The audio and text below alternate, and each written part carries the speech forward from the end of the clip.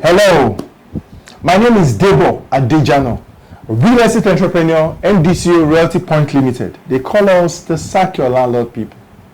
And this is Real Estate Business with Debo Adejano. In this episode, I'll be discussing what a luxury developer told me. Yes, I had this wonderful session with a senior developer who is into the luxury end of development. He's been at it for a while, and he just shared with me why he moved to the luxury end. It made so much sense as to helping anyone decide where you want to pitch your tent as you go on in your career. That's what I'll be sharing today. I'll be right back. Real estate independence fast track course is not something you want to joke with at all. Loads and loads and loads of learning and information and benefits await you at the next one. All you need to do is ensure that you register for your next fast track course. We're looking forward to seeing you. You want to be financially free?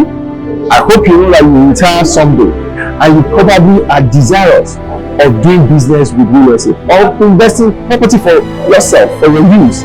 You need to learn about it before you make that next move. I tell people, you want to buy properties, you want to invest in property one way or the other, don't do it until you attend the next Real Estate Entrepreneurs Fast Track course. See you there.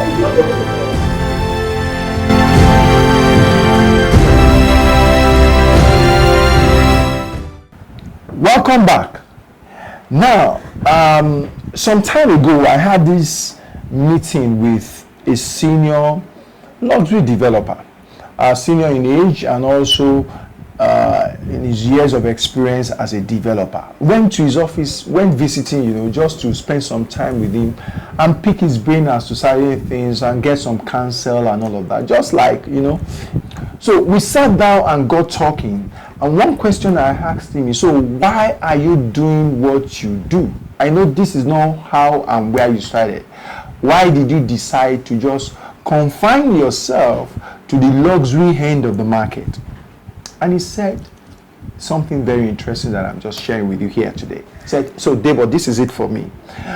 You know that as a developer, you are limited to like about 30% margin, no matter how good you are. As in, if you look at the cost of construction, land, documentation, design, titling, and all of that, and then construction itself, sales and all, at the end of the day, your gross margin is about 30%. I mean, that's a known fact in the industry. Max 30%, max, not even max. So if you make between 20 to 30%, that way you're doing well.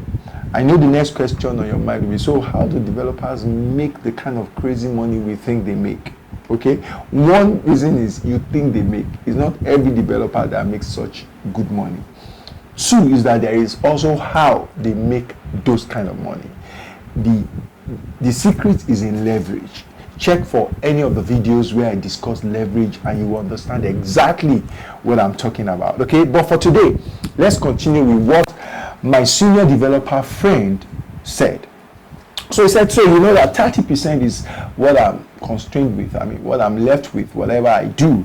So what I decided to do is, just for the purpose of talking, okay, for the purpose of explanation, if I am doing business, that's not the exact figure I used, but I can use any figure in this video, okay? So if I'm doing business with 1 billion naira, for example, we're talking in naira, okay, you know that I can do anything. So I can play in the high end, middle end, low end. If I'm doing low end, okay, and each property that I'm developing is costing me like about 5 million naira to build, maybe to finish, buy land and all of that. If I'm doing in the fringes of town and things like that, 5 million naira. Said, Debo, so how many units will I be dealing with? I said, okay, let's just do some calculation. So 1 billion naira, okay, divided by 5 million naira, that is the cost of each unit. That's 200 units. Okay, that's for the low end. 200 units. Middle end, let's assume that the cost of construction at that end will be like about 25 million. Let's just put it that way, okay? So 1 billion divided by 25 million, which is the cost of constructing a unit, you'll be dealing with 40 units if he's dealing in the middle market, okay?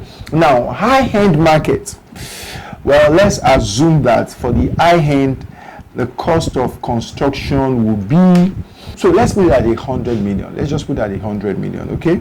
Now, 100 million, and he'll be dealing with 10 units. He said, so Debo, this is it for me. I don't want to be operating a large office for nothing. That when I first started and still had the energy, I could take my 1 billion, just for the purpose of explanation, and go to the fringes of town and be doing 200 units. And I will have to have a big office, I have to have retinue of staff, customer service this, marketer that, accounts this, internal control, construction team, and things like that. Maybe I'm doing direct labor or I'm doing contracting, whatever. I would have to have project manager and things like that. And so there will be a whole lot of activity going on in my office. I would have to be reporting there every day, going to site and all of those things, right?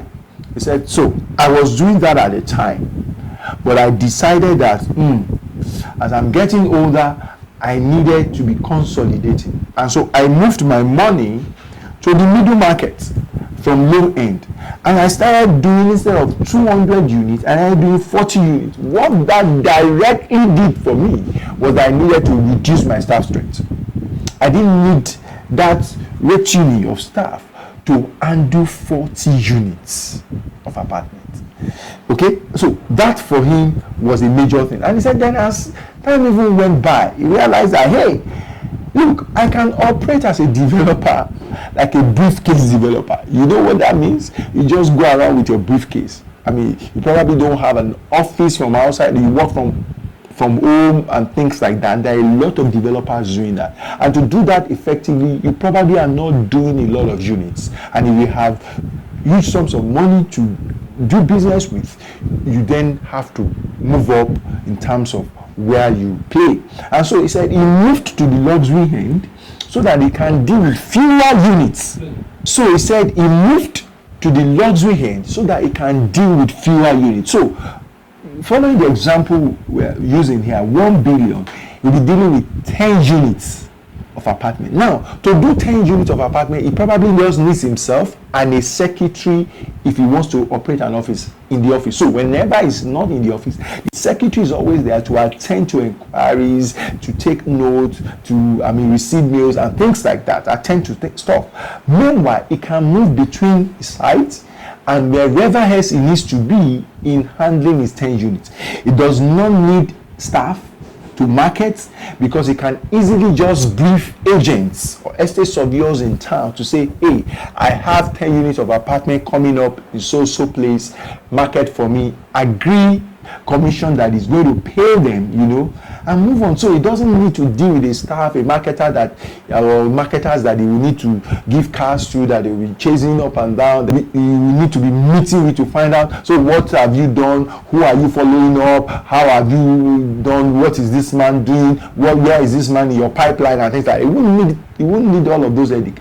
In terms of technical people, his architect is on contract. Whenever he has a transaction, he calls him up.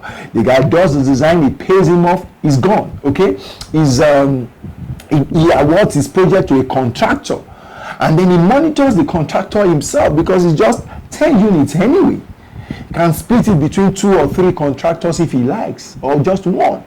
He buys his materials himself. He goes to wherever shops, maybe he shops for material himself in the markets in the country or outside of the country, because at the end of the day, he's just buying fewer stuff. In fact, what this particular guy does is that he brings in or now sells for people when they request that type, of material. That's just like an add-on business that he does, not really. So he said, I can manage all of this by myself and with my secretary.